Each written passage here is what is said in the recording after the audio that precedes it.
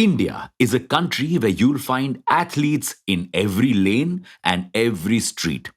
But when it comes to competitions, we lag far behind. Is there a way we can change this situation? Welcome back to Revolution Read On, a daily podcast where we break down one story from the world of business and finance. Click on the subscribe button to never miss an update from us. Here's your story for today. Whenever international sporting events like the Olympics come around, we are filled with patriotism. Winners like Neeraj Chopra and Mirabai Chanu are hailed and celebrated, and rightly so. But we, a country of 1.4 billion people, only managed to win 7 medals, of which only one was gold in the Tokyo 2020 Olympics. In comparison, our neighbor China won 88 medals, and even the tiny country of Japan won 58 medals. So, what are we doing wrong? For starters, our sports infrastructure is very limited. In India, we only have two sports academic institutions, 11 SAI regional centers, that's SRCs, 14 centers of excellence, 56 sports training centers or STC, and 20 special area games or SAGs. In comparison, China has 3,000 government run sports schools, 20 major programs, and 200 minor sports programs. We also have a few good private academies, but all of these are usually concentrated in metropolitan cities, and many amateur players cannot access them or afford them.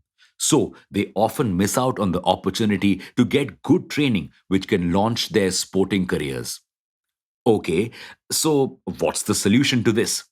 Well, the government of India is working to remedy this situation by launching schemes like Khelo India, which are taking sports awareness to the grassroots level. But more needs to be done. And this burden can be taken on by startups. Yes, startups don't need to be just limited to esports or fantasy gaming. They can also enter the actual playing field and help level it for all players. How? To understand this, let's take a look at Dashpod, a sports analytics company which is trying to change how sports coaching is conducted by adding the element of technology to the tried and tested coach first approach. Huh? You see, so far, amateur players have relied only on very traditional metrics to analyze their performance, like stopwatch or their coach's insights. But often, this is not enough. For instance, a swimmer or a runner can measure the time in which they complete a lap, but they cannot measure their agility, flexibility, or reaction time. These are metrics that can help them further improve their performance and guarantee a victory in a close match. Here's where tech comes in. Dashpod has created a tech based active reflex training system. By using its app, coaches, trainers, and school teachers can visualize, compare, benchmark, and highlight the accurate improvements needed in their students and athletes. It can also help improve muscle memory and hand eye coordination in these athletes. How exactly does it manage to do all this?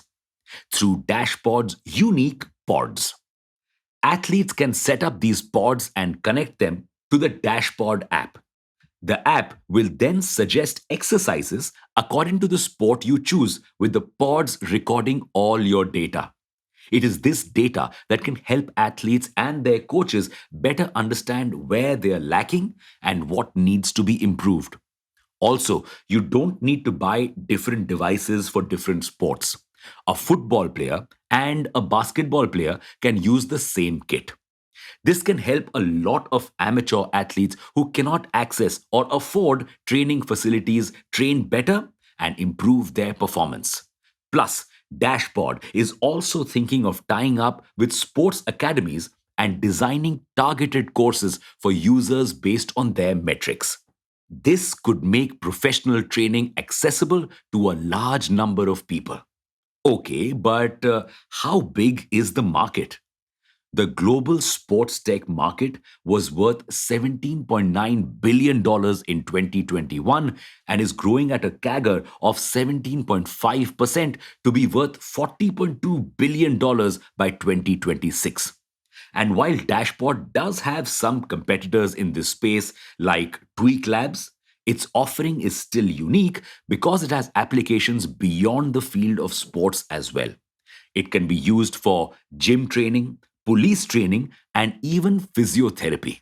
Yes, physiotherapy patients can use the pods to measure how fast they are improving and how long they need to work on their injury.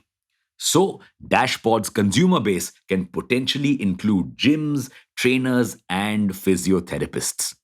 Want to know more about the company's financials and its future plans? Join us for an Insider's Insight session with Dashpod's co founder Santosh Kumar on 22nd of May at 7 p.m. Well, that's your story for today. Thanks for listening in. Make sure to follow this podcast if you aren't already. We'll be back tomorrow.